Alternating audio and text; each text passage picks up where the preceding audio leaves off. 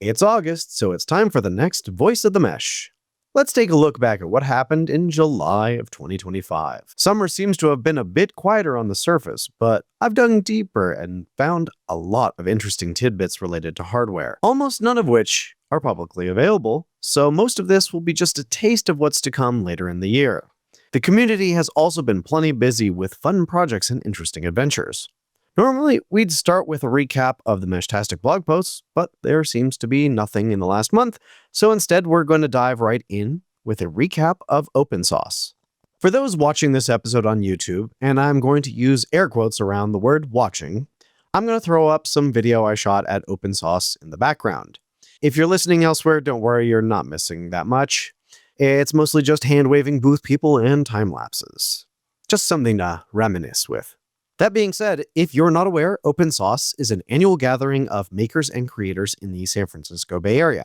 It was started in 2023 by William Osmond and was part spiritual successor to Maker Faire, and part gathering of YouTubers and other creators who like to make stuff. Ironically, since OpenSauce has started, Maker Faire has made a comeback as well. So why does this matter? Well, for the second year in a row, Meshtastic has made a showing at OpenSauce. Everyone at the booth, myself included, was a volunteer from the SF Bay Mesh user group. In the show notes, I'll include a link to the photos I took of the booth and some other miscellaneous bits around OpenSauce. For hands-on poking, we had a selection of basically all the popular nodes. We were also demonstrating infrastructure installs, which included a DIY solar node, the new Seed Solar P1, and a converted Nebra Helium miner, which was one of the two infrastructure nodes supporting the on-site special event mesh. Similar to Burning Man and DEF CON, there was a short turbo event mesh, and it worked extremely well. Even though we did have another node outside on a painter's pole, the infrastructure nodes were more or less not required. We generally had zero-hop networking across the entire event center, about a quarter mile, as well past the parking lot, which was more than half a mile. Though, to be clear, we weren't trying to set any sort of distance records, and we certainly didn't do any concrete range testing. That's just what we happened to see. On Saturday, it was one of the chattiest meshes most of us had seen. While we didn't set any records for size, topping at about 100 active nodes, it got to the point where most of us at the booth had turned off our notifications because people were chatting so much. As with any event that attracts more than 25,000 people into a small, dense area, and even though there's literally a cell phone tower in the actual parking lot, cell service was significantly degraded throughout the day. So the people using the mesh were using it for real legitimate communication needs. It was also fun to watch reports of where people saw creators that they were interested in, which was apparently quite useful for the other ones who were hunting creators for autographs for their badges. Speaking of creators, we did have a few stop by. If you're a fan of Jeff Gerling, you already know this. He put out 3 different videos in which Meshtastic and our booth team made an appearance. He is just as nice and fun to talk to as he seems in his videos. He totally nerded out with us about RF and Meshtastic for a good long while. Maybe next year he'll get his demo mini rack done in time and can just, leave it in our care for the weekend. We'll be happy to take care of it. We had other creators stop by who just wanted to learn about off-grid communications options, totally unrelated to any of their videos. Though I think the one who picked our brains the most was Scotty from Strange Parts and, more recently, Electric Ranch. If you've seen the Electric Ranch videos, you know that they're living on a fairly off-the-grid ranch. So Meshtastic might be a great tool for them to use. If it shows up in any of his future videos, we'll know that we did a good job on our sales. Hardware and personalities aside, our goal was to garner interest for and educate people in Meshtastic. In that vein, we tried to show what Meshtastic was all about, get people's attention, and give them just a little taste of the off-grid communications. When cell phone service grinds to a halt at these events, it actually makes our jobs way easier. But we did have some fun, eye-catching demos, including maps of local mesh, a Meshtastic to quote-unquote Telegram printer, a hack RF doing spectrum analyzer things, and a node displaying bot that was dropped off by Boda from Philly Mesh. Next year we'll do more, but it was very satisfying to watch people pick up a T-Deck, running the latest MIUI, send their first message, and have that instant feedback in the form of a printer spitting out their quote-unquote telegram. Of course, the Meshtastic booth wasn't the only one in our little mesh world that was open source. Open Source Country was showing off an entirely solar-powered FemtoFox Pro, which included 8 LiPo batteries and at least 5 or 10 watts of solar panel.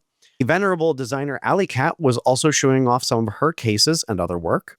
She was even kind enough to donate me a replacement T1000E holster, which was desperately needed after I dropped my last one a few dozen times. There was also numerous other exhibitors whose booths weren't directly Meshtastic related, but were community members with their nodes. In non-Meshtastic scene, but still tangentially related, was the cluster duck protocol, something I'm curious about tinkering with eventually. If you were at OpenSauce and stopped by to say hi, we really appreciated it and loved chatting with you. It was a lot of fun to talk to everyone over the weekend, though admittedly by Sunday night, most of us were exhausted and had lost our voices. Until next year. Now, with the OpenSauce recap completed, let's move on to our regularly scheduled content. First, firmware. Like last month, I'm just going to batch up everything together. We saw the release of 2.7.1, 2.7.2, and 2.7.3 alphas. In those, we got a fair number of features and just an absolute ton of bug fixes. So let's be clear. These are the first releases for the 2.7 series, and they're all still alpha because it has some sharp edges. There are no 2.7 betas yet, so please be careful if you're thinking of making the jump to 2.7. But these 3 releases did see a ton of bug fixes. For new features, we got the T1000E received a better tuned battery curve. And for anyone whose T1000E has died after 2.5 days with quote-unquote 40% battery life, this is a win. The Seed Solar and Seed Weo trackers also got better battery curves. Support for the new Rak 3312 Wiz Core, which I'm going to talk about in the hardware section, was added. Ink HUD improvements, including inverted colors and different font sizes. Support for trackballs and joysticks, like what is shipping on the new Seed Weo Tracker L1 Pro. An interesting one titled Support for Rak WizMesh Tag Hardware Platform, which again is going to be talked about in more detail in the hardware section, but that one's an interesting one. Of course, more updates for the base UI, which are always appreciated. The hardware section. First, that Rak 3312. To be clear, it's not currently on Rak's website in any form as of this recording. The only decisive information about it is a post on our Meshtastic from the Rak team, which was just a few days ago. And I'm going to read their description, and I quote, "The Rak 3312 is a next-generation LoRa module purpose-built for Meshtastic and Edge IoT applications. Powered by the ESP32S3, it offers 16 megabytes of flash, 8 megabytes of PS RAM, and the SX1262 LoRa radio, all in a compact form factor." It goes on to say, unlike older modules, the Rak 3312 is optimized for Meshtastic MIUI graphical interface. So, for those of you who are used to Rak WizBlock devices, most of them are NRF52 based. But that being said, this is not Rak's first foray into ESP32 as it relates to Meshtastic. However, it seems very clear here with their call out for the MIUI that they want to get more into the dedicated handheld market. And seeing as how the only real product out there today for dedicated Meshtastic devices that don't require a phone is basically the LilyGo T-Deck. So I'm really interested to see what comes out from Rak based on this WizBlock. The second new piece of hardware that's also from Rak is the WizMesh Tag. This is another one that is not on Rak's store or website. However, I did happen to find it on a copy of their staging version of their Shopify store that they may or may not realize is publicly accessible. To be polite, I'm not going to link it, but the store page did have specs, and there was also a linked documentation page that did have a few renders, but no photos for anything. So don't take any of this information you're about to hear to be 100% correct. This could be just filler information for all I know. First, based on the name and the images, again, those are renders, not pictures, it does look very similar to the Seed T1000E form factor, that credit card-ish style luggage tag type node. The WizMesh Tag, similar to Seed, will be IP66 rated and also includes a 1000 milliamp hour battery, both a step up from Seed.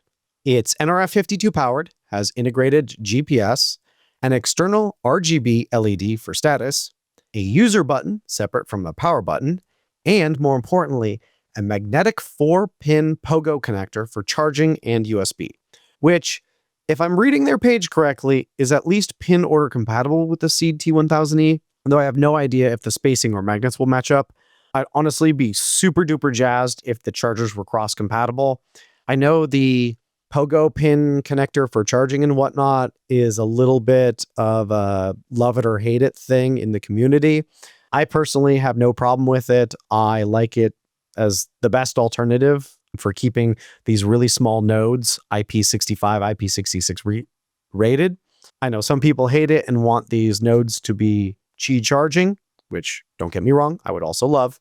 But if we're going to see more 4-pin pogo connectors on different nodes, I would at least all beg that they're pin compatible so that we don't accidentally try and charge the rack hardware with the Seed charging cable and, oh, it turns out that they flipped ground and positive and the cables burned the nodes out. That would just be absolutely terrible. So please, Rak, if you're out there listening to this, make sure you're at least pin compatible. That being said, Rak is super duper clear on this page that they are out for T1000E Blood.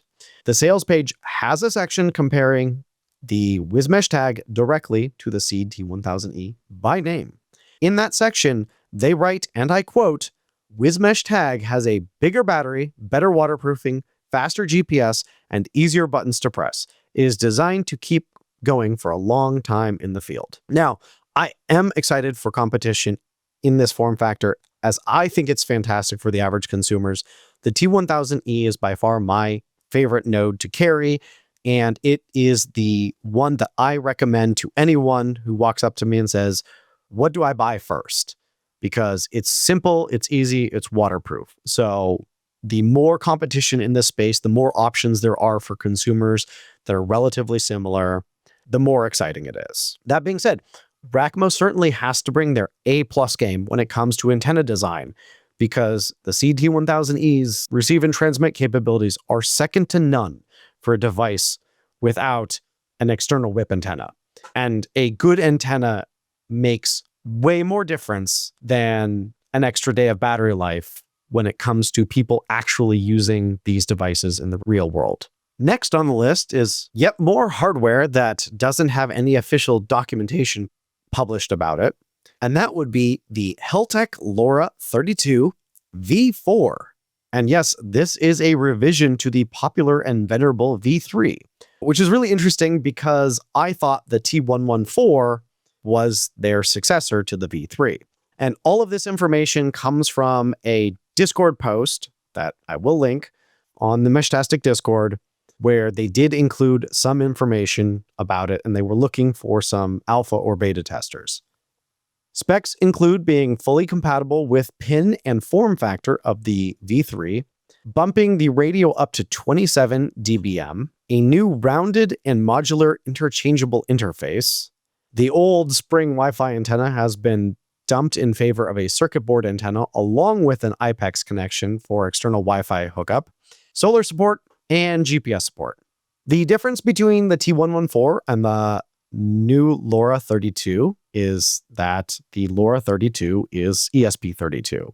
I'm just guessing here, but it looks like Heltec used everything that they learned from the T114 and are applying it to the LoRa 32 V4, like the modified display.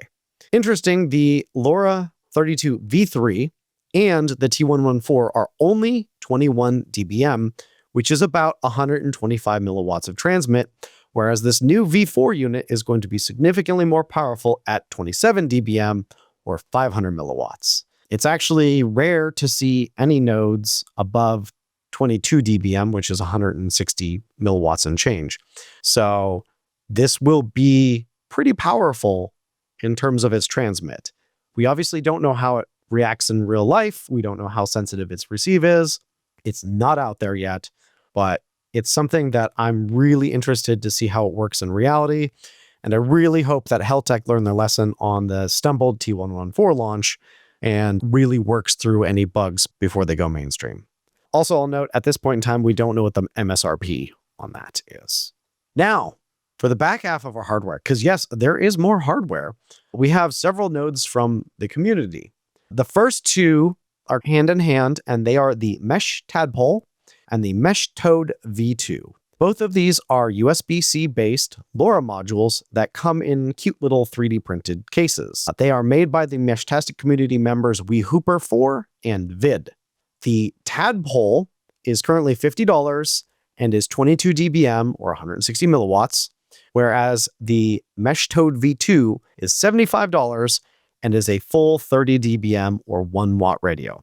Now, in case you didn't catch that when I said it earlier, these are USB modules. They are designed to be used with Meshtastic D, which is the Linux-based version of Meshtastic. They are nothing except for basically a radio. So you need to bring your own computer to use with these, which would be a Raspberry Pi or even potentially your desktop computer or something else. But they need, so far as I know, a Linux computer is the only option to use with these. But I would really love to get a hold of some of these myself, as I would love to build one single node Raspberry Pi that had the capability to exist on multiple frequencies at the same time, using multiple copies of Meshtastic D. And the last item for new hardware is the Mesh ADV Mini. This is another hardware project from the community, and it's the little brother to the Mesh ADV Pi Hat. The original was a full-size Pi Hat, and this one, being the Mini, is in the Pi Zero form factor hat. Whereas the original was a 1 watt unit, this Mini is 22 dBm or 160 milliwatts. There is a reduction in transmit power. It is way more feature-packed than its larger counterpart. It includes an integrated GPS module, temperature sensor, PWM fan headers, I2C breakout with quick connector, and even supports HAT plus EEPROM. And for those of you who have never heard of that, because I hadn't, I had to look it up, and it's a fairly new spec for Raspberry Pi hats that allow the Pi to auto-identify and auto-configure the hat. Obviously, you still need to install things like Meshtastic D to utilize it with Meshtastic, but the idea of Raspberry Pi hats being able to auto-identify and auto-configure and be 75% ready to set up and use, I just love that. That's such a great thing, and I wish Raspberry Pi Foundation would have taken this on about a decade ago or more. All right, and let's slide into the community area. I don't have a ton that I pulled out in detail this month, but the first one that I am actually excited to either build or buy myself is a post by user JDigi78 on Reddit titled "I've released STL files and a build guide for my MagSafe Meshtastic node." He called his project, aptly so, Magtastic, and as the title says, it is a MagSafe or Qi2 charging compatible Meshtastic node. So no USB-C port for charging, no pogo pins. It charges over Qi2 or MagSafe. You can buy one from their Etsy shop, but the user also links to a video on YouTube if you want to build your own. I love when you're given the option so that if you're the technically inclined, you have the 3D printer, the users put out everything that is required on the YouTube video, including a parts list and 3D print files. So you can go and build your own today and have a small, light Qi2 charging Meshtastic node. Or if you're a little bit less technically inclined, but you still love that idea, you can buy one. And speaking of kind of new form factors, this month does seem to be the month on Reddit of unusual and unconventional cases. I'm not going to dig into all of these, but I just wanted to mention my favorites that I saw. The first was a cassette tape case turned into a Meshtastic node. I honestly don't think I've seen a cassette in real life in 25 years. So I wasn't even sure what I was looking at the first couple times I clicked through the pictures. But yes, it is in fact a cassette tape case. So for those of you that have cassette tapes laying around and you don't have another use for them, I guess you can turn them into Meshtastic nodes. Another one that's quote unquote cursed, as the author put it, was shoving a node into an Icebreaker's Mint little plastic container. I guess. Sure, why not? Another easy one for someone who is trying to get a node out onto their patio for what looked like an apartment was an RPi 02 in what I think was like a Tupperware container or something like that. I guess Tupperware is a great way to waterproof. In a little bit more unusual and oddly chosen container, one user chose to use a empty prescription medication bottle, which they shoved a T114 in, and I assume a battery, though it's not clear, and a full-sized fiberglass antenna, which makes the antenna about 10 times the size as the medication bottle that holds the node. But hey, I guess that's one way to do it.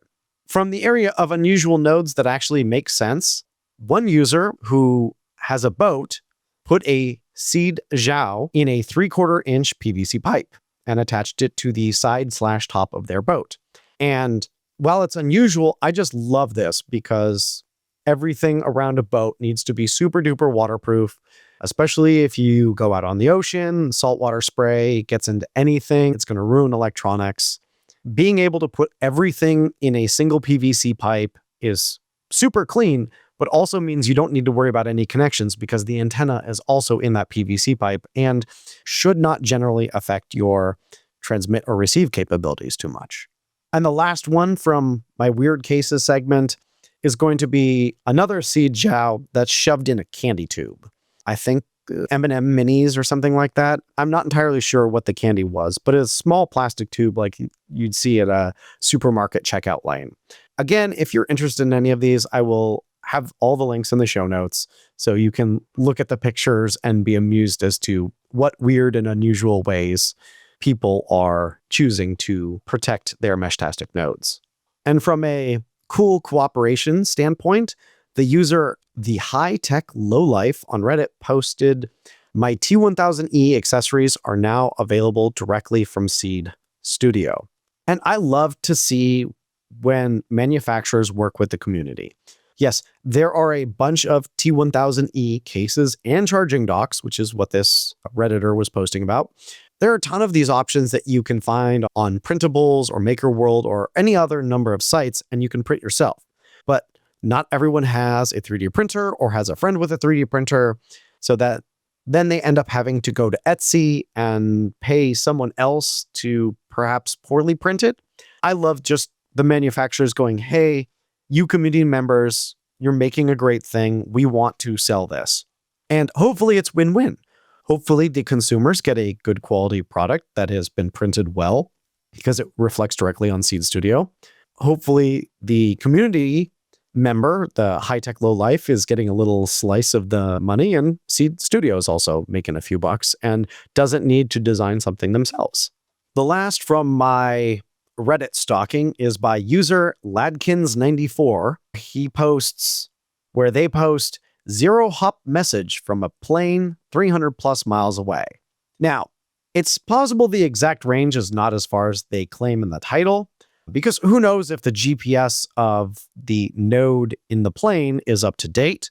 I certainly have had problems keeping GPS locks accurately in planes unless you have your node like stuck to the window. But that being said, we in the Bay Area have seen messages travel hundreds of miles when we put a Meshtastic node on a high altitude balloon that went up to 100,000 feet. It has been said about LoRa that height is might, and its 900 megahertz propagation is just insanely far when you've got line of sight. The limiting factor really becomes the curvature of the Earth for these long distance shots. Unfortunately, as cool as it is to be able to say that, oh, I got a message 200 or 300 miles away, it really doesn't help on everyday communications unless you happen to have a high altitude balloon or a plane parked above you circling at all times. And I do not have any MQ-9 drones that I can just loiter above myself to make sure that I always have the excellent mesh connectivity. So the final thing I want to call out from the community or the socials is those 3 Jeff Gerling videos that I mentioned in the open source section. They'll all be linked here. They are the Raspberry Pi laptop causes mild open source procrastination. That was where he was talking about his Meshtastic plans from before he went to open source, a level 2 Jeff video titled Open Sauce 2025 Vlog Day 1, People, Projects, and you will see the Meshtastic booth there, a little bit of his vlog and some comments about it. And finally, another main channel video titled Hacking Meshtastic with a Raspberry Pi and GNU Radio. And he's fully gone down the rabbit hole of tinkering with all sorts of advanced things in Meshtastic, and I'm really excited to see what else Jeff finds to do with it. So I've gone on long enough. I'll say thank you for listening all the way to the deep end of our August episode of Voice of the Mesh. Remember that we always take comments, suggestions, tips via Blue Sky, Discord, and the YouTube comment section. Of course, since you're a subscriber, we'll see you here back next month. Enjoy!